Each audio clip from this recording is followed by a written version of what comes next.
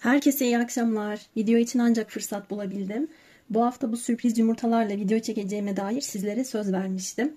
Hayatınıza neler geliyor, kim geliyor, nasıl bir şans sizi bekliyor? Bu konulara odaklanmak istiyorum. Gördüğünüz gibi 2 tane dekor olarak yumurtamız var. Biri yeşil, biri lila. Yakından da göstereceğim. Seçemediyseniz ikisini birlikte seçebilirsiniz ve dinleyebilirsiniz.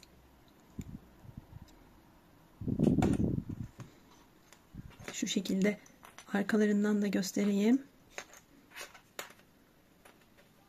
Yeşil olanda tavşanlar var. Lila olanda da civciv, ördekler var. Evet. Ben yeşilden başlıyorum. Çok uzun bir video olmayacak. Çok fazla zamanım yok. Hayatınıza gelecek olan enerjiden başlıyorum.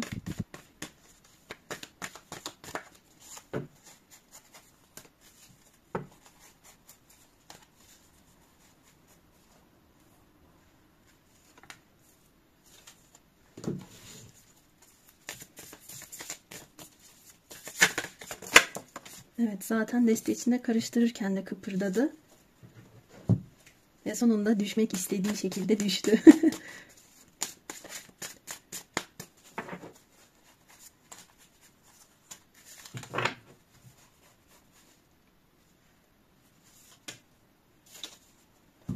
Videodaki ses durumu ile ilgili yorum yapan bir kişi olmuş. Bu konudan ben çok muzdaribim. Daha önce de pek çok kez mikrofon ve cihaz değiştirdim ama benim şu an kullandığım cihazda orta sese gelmeden bile ses bayağı bir duyulacak şekilde çıkıyor. Kendi cihazınızdan kaynaklanıyor da olabilir. Şu an benim cihazımda herhangi bir ses problemi yok.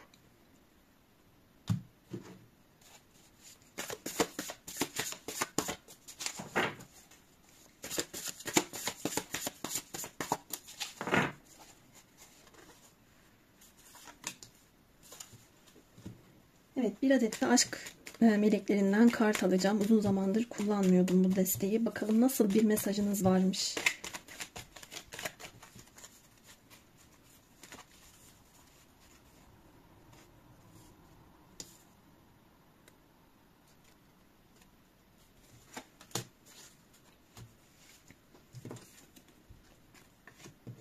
Şu düşen kartımızda boğaz çakrası ve hissetme.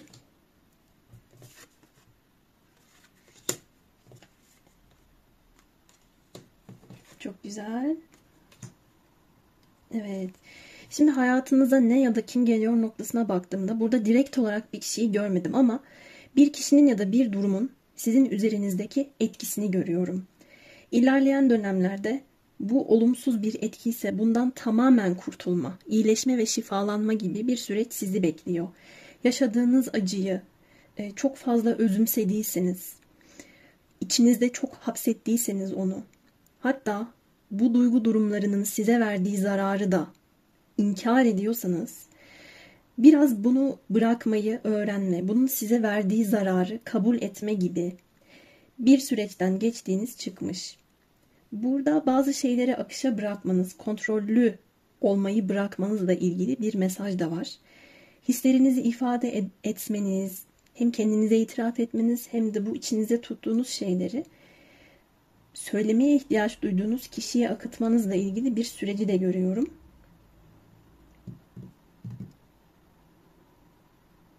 Kartların bana hissettirmiş olduğu şey, daha önceden mücadele verip çaba sarf ettiğiniz konularda belki de çok fazla kendi içinizde söylenip, konuşup, tartışıp o konulara eğilim gösterdiğiniz durumlarda kendi dengeniz şaşmış olabilir. Herhangi bir dönüt görememiş olabilirsiniz ve en sonunda kendi içinize sığındığınızı görüyorum.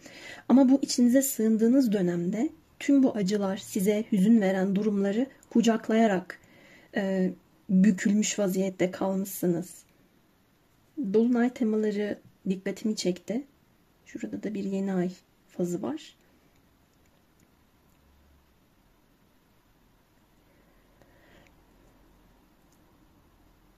Bir kısmınız açısından bir şeyi başlatmak, bir yere adım atmak, bir duruma belki de öncü olmak için Attığınız adımlar istediğiniz gibi sonuçlanmamış, tamamlanmamış olabilir. Yarım kalan bir takım durumlar görüyorum. Bir kısmınızda başlayamamışsınız henüz. İçinizde tamamlanması gereken bir durum daha tamamlanmamış olabilir. Bunun sebebi de kontrollü olmanız. Şimdi eğer bunu bir partner noktasına odaklanarak seçtiyseniz, ben bu kişinin kendi iç dünyasında size itiraf etmek istediği şeyleri görüyorum ama hazır değil. Size değer veriyor olabilir ama siz ondan uzak olabilirsiniz veya bunu mecazen yorumluyor olabilir. O bir yıldız gibi uzaklarda. Ben ona ulaşamam ki. O parlıyor, evet, çok güzel. Ama ben çok acılar çektim ya da gerçek hislerimi ifade edersem iyi işe yaramayacağını düşünüyorum diyor. O yüzden belli başlı durumların ortaya çıkmasına engel olduğunu da görüyorum. Eğer dediğim gibi bir partnere niyetlendiyseniz. Bir durumun sizin için değişim dönüşüm aşamasında olduğunu da gördüm. Bu süreçte kendi iç sesinizi bastırmayın. İçinizden gelen sesler size doğru mesajı veriyor. İlahi sistem tarafından korunuyorsunuz. Umutlu olun, inançlı olun. Karamsar, kötümser olmayın. Bazı durumlarda hamle yapmanız gerekiyorsa bekleme noktasında kalmayın. Bunu size yine iç sesiniz doğru zamanını ya da ne yapmanız gerektiğini size söyleyecektir. Örneğin burada kontrollü olmayı bırak ya da bir şeyleri zorlama ya da çok sıkı sıkıya tutma gibi bir mesaj da var kartlarda. Bu kendi boğazınızda yumru şeklinde olan cümleler olabilir, duygular olabilir. Bakın buradaki adam da zaten iki büklüm kalmış. Adam diyorum ama aslında bir cinsiyeti de yok. Peri gibi, melek gibi resmedilmiş. İç dünyanızda sıkışıp kalan duygular olduğunu bana hissettirdi. Buraya bir kart daha açalım. Farklı bir deste kullanacağım.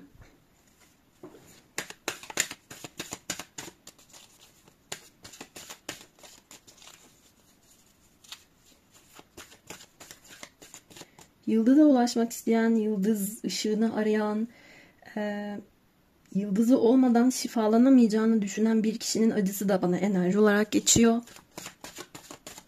Siz bu kişinin, niyet ettiğiniz kişinin yıldızı olabilirsiniz. Sizi çok güzel, iyi niyetli, pozitif ve zarif buluyor olabilir. Hayatınıza bu kişinin gelmesi gibi bir durum sanki olacakmış arkadaşlar ama son anda bu kişi kendi içine gömülmüş gibi de hissediyorum.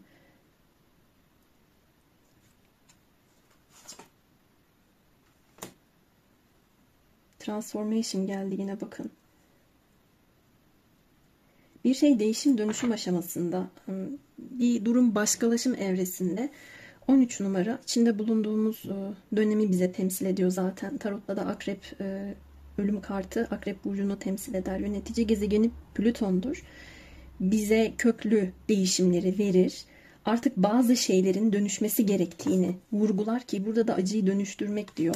Acı neden mutluluğa dönüşmesin ki? Acı neden umuda evrilmesin ki?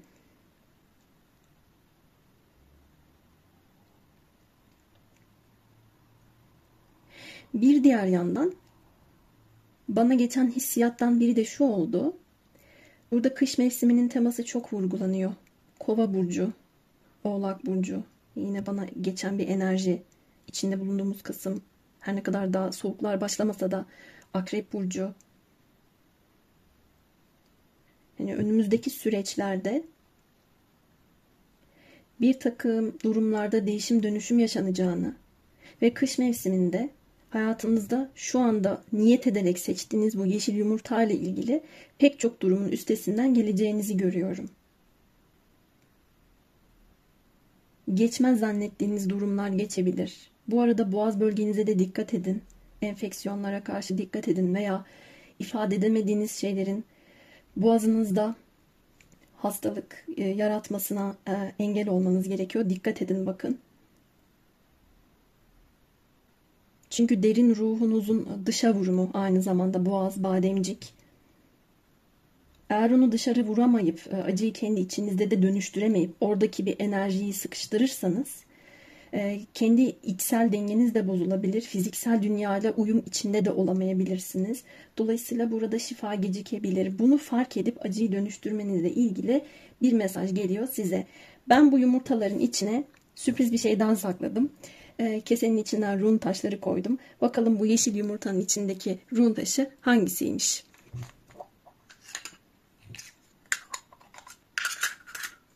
Yıldız taşı ve inanamıyorum. Tarottan da burada anlık olarak yıldız geldi zaten. Neyse kapanmadı, kapanmasın. Şimdi bununla uğraşmayayım. Bakın arkadaşlar, şu destede parlayan yıldızlara ne kadar çok benziyor. Burada yaşam amacınızı bulacağınızı kart size söylemekte. Dolunay zamanlarına dikkat edin. Astrolojik olarak size böyle bir bilgi veriyor. Hayatınızda yakın zaman içerisinde, bu kış sonuna kadar görüyorum, maddi manevi başarı geliyor. Bir takım hediyeler alabilirsiniz. Kabul edilebilirsiniz. Eğer kendiniz gibi davranamıyorsanız, bireyselliğinizi ifade edemiyorsanız, duygularınızı ya da düşüncelerinizi aktarmakta sorun yaşıyorsanız bu bağlamda parlayacağınızı ve bunun tamamen şifalanacağını görüyorum. Yeşil ışık yakıyor hayat size. Zaten de yumurtanızın rengi yeşil, kalp çakrasını da temsil eder. Aynı zamanda burada gelen yeşil ibareler de var. Boğaz çakrası ve hissetme de düştü zaten yorumun başında. İç sesiniz de iyileşebilir arkadaşlar. Bazen iç ses güzel şeyler söylemez bize. Orada bize kafayı yediren, gıcık gittiğimiz birisi konuşabilir. Aslında o dönüştürmemiz gereken noktalara bası yapar sürekli. Biz onu aşağı doğru iteriz, baskılarız. Elimizin tersiyle iteriz bazen. Şifayı geciktiririz, dönüşümü erteleriz gibi. Bu birçoğumuz için kontrol mekanizmasıdır. Kontrol ettiğimizi zannederiz ama o bizi kontrol ediyordur. Çünkü o bizi sıkıştırıyor arkadaşlar. Bu arzularınızın yerine gelmesi, çeşitli nimetlerle donatılmanız, kadersel anlamda desteklenmeniz, önünüzde güzel bir kapının olması, onay almanız, karanlığa bir ışığın doğması gibi güzel anlamları da olan bir taş.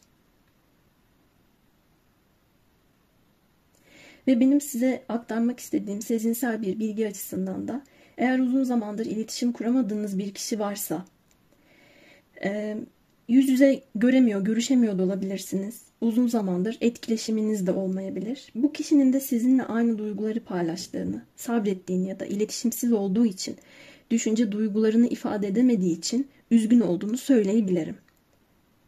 Burada ortak hisler, ortak düşünceler söz konusu. Evet, bilmeniz gerekenler ne tarzında bir açılım da oldu. Bu sürpriz yumurtanın size yeşil olanının aktardığı mesajlar bunlar arkadaşlar. Videoda etkileşim gösterirseniz beni çok mutlu edersiniz. Ben böyle sürekli bunu vurgulamıyorum. Yok işte beğenenlere, yok işte takipçilerime özel diye, ama lütfen bakın burada yazdığı gibi denge meleği, alma verme dengesini sağlayalım. Evet, şimdi ben lila yumurtaya geçiyorum. Kendinize iyi bakın. İkinci yumurtamızdayız. Nasılsınız arkadaşlar? Heyecanlı mısınız? Bu açılımı beğenirseniz eğer yorumlara yazın. Bunu haftada bir, 10 günde bir yaparım ben size. Daha farklı sürprizler sunarım. Şimdi bir önceki yumurtada ben sürprizi en sona sakladım ama siz de en başta söyleyin. Ben bunun içine bir tane rune taşı sakladım. Bakalım size hangisi çıkmış, onu yorumun sonunda söyleyeceğim. Ama bu açılımı beğenirseniz eğer, ben bunun içine güzel sözler de koyarım.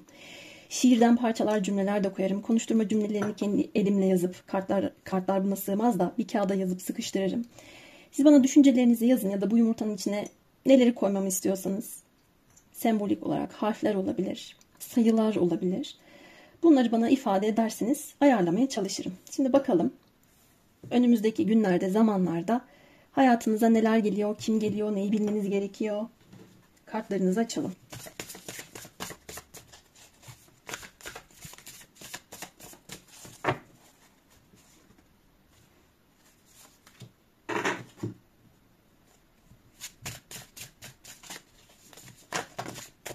Çok düştü.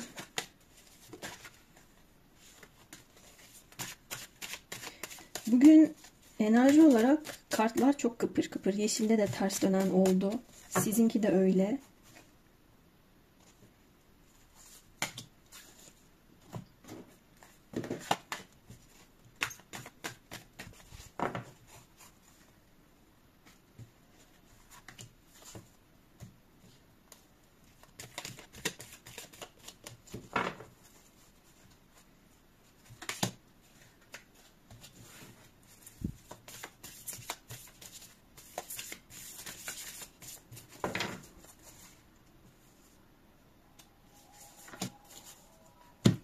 Evet, haydi başlayalım. Mahkeme kartı.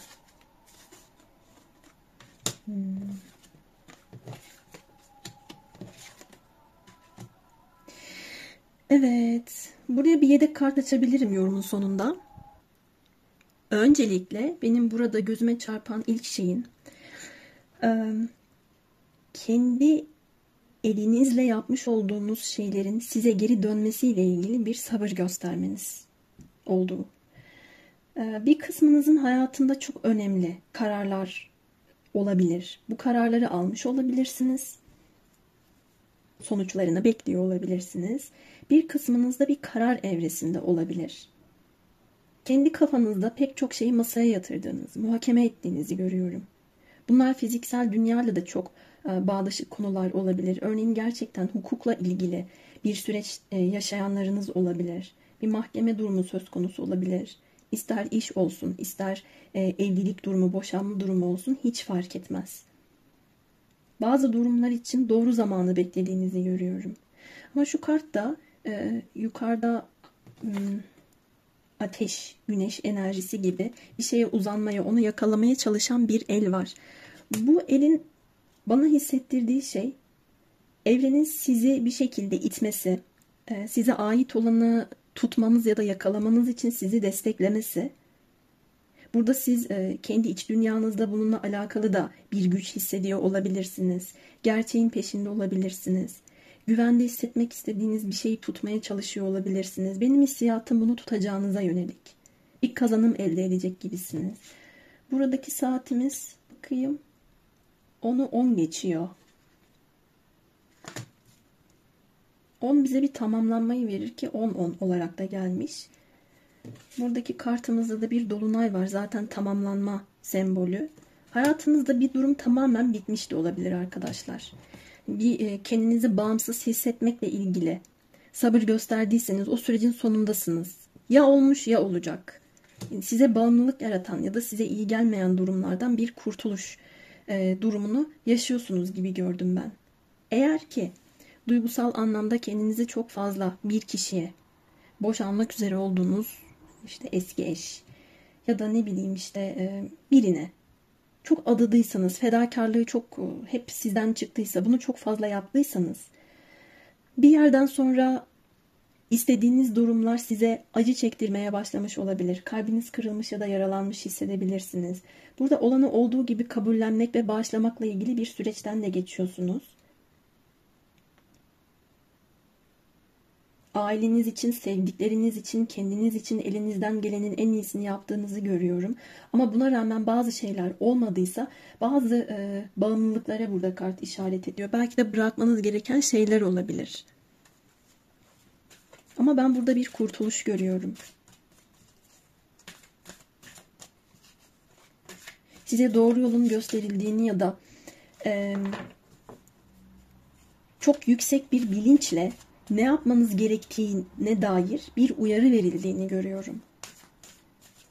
Kimileriniz bu uyarıyı rüyalar aracılığıyla almış olabilir. Bakın burada da bırak gitsin diyor. Bazı şeylerin size yansıtıldığını gördüm ben. Her şeyden önce önümüzdeki günlerde hayatınıza artık gerçeklikler gelecek. Hayalle gerçek noktasında çok net bir ayrım yapabileceksiniz. Sabrettiğiniz şeylerin karşılığı size gelecek olarak görüyorum. Bağımlılıklarla ilgili pürüzler varsa, sorunlar yaşıyorsanız bir kurtuluş, bir arınma ve şifalanma durumunu yaşayacaksınız. Farkında olacağınız şeyler karşınıza çıkacak. Her şey daha normal bir akışta ilerleyecek gibi görüyorum. Adil olmayan, haksızlığa uğradığınızı düşündüğünüz her ne varsa bu durumla ilgili de bir şifalanma yaşayacağınızı görüyorum. Bana önemli bir karar aşaması, çok önemli bir şeylerin açığa çıkması, yüzleşmelerin yaşanması, artık endişelerin bırakılması, gerçeklerin ortaya çıkması süreci içinde olduğunuzu ya da olabileceğinizi kartlar vurguluyor. Bir taraftan da sayılara bakıyorum.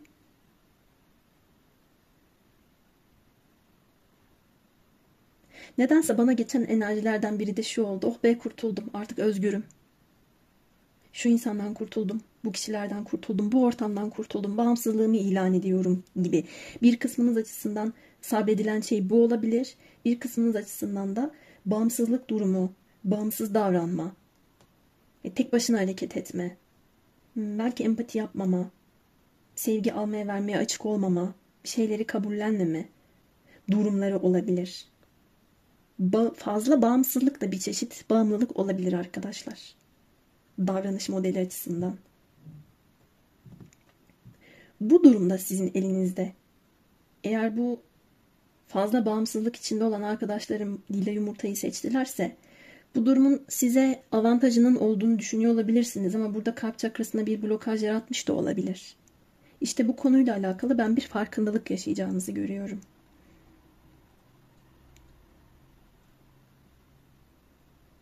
Kendi içinizde bırakmanız, salmanız gereken, çok daha normal bir akışta ilerlemesine izin vereceğiniz bir durum olacak.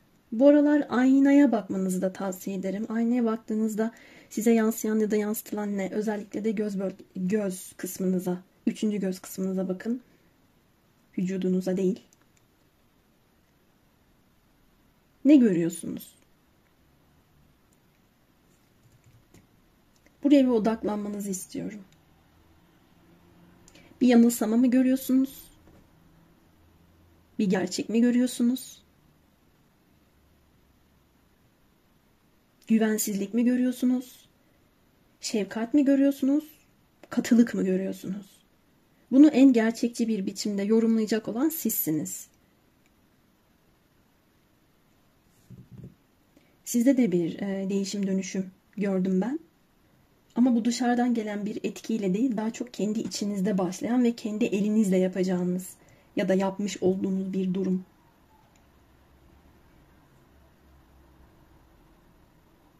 Ben insanlar ve kalabalıkla ilgili bir durumda etkiyi olumsuz mahiyette alacağınızı da göremedim. Yani bu konuda burada bunun üstesinden çok rahat gelebileceğinizin mesajı da var.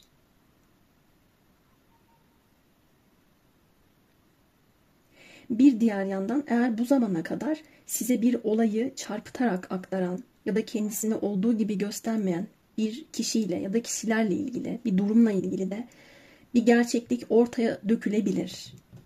Burada evrenin de sizin ortağınız olduğunu ve sizi desteklediğini kartlar söylüyor sevgili arkadaşlar.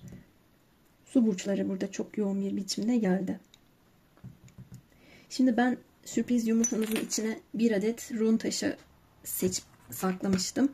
Bakalım o neymiş? Kavşak geldi. Dönüm noktalarını bize vurgular bu taş. Aynı zamanda yine kararları, karşımıza çıkan fırsatları, hangi yöne gitmemizle ilgili durumlarda düşünme, değerlendirme konularını bize verir. Bazen bilinmeyen bir durumun eşiğinde olabiliriz ve bu bizi korkutabilir. Kararsız ve tıkanık kalabiliriz. Çağrıyı duymazdan, görmezden gelebiliriz. Ama burada bunu yapmamanız gerektiğinin mesajı var zaten. Ben burada sıkışıp kalmaktan korkan arkadaşların enerjisini de alıyorum. Ve elimdeki yumurtanın kapağını da böyle sıkıştırdığımı fark ettim bunu yorumlarken. Korkularınızın ben üstüne gideyim. İyice sıkıştırayım. Su elementini çok görüyorum ama güneş sinir çakrasından da etki alıyorsunuz.